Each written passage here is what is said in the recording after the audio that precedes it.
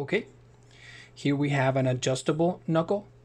We use these adjustable knuckles normally on plain bars like this one. This is a 1/2 inch square plain bar, and this is a 1/2 inch adjustable knuckle. It has a set screw, and there you go.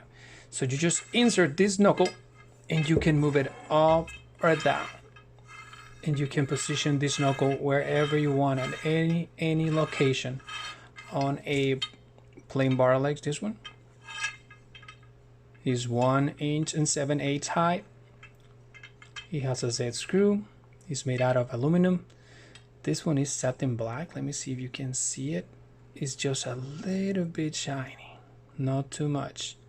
It's not flat, it's not matte, it's just real satin black, and it matches perfectly with our balusters. Like I say, people normally use it only with plain bars like this one. It's powder coat and it's adjustable. Just put it wherever you want to position your knuckle, up and down, and then you use your Allen wrench, 2.5 millimeters, and just tie your knuckle whatever you want, and it won't move. And there you have.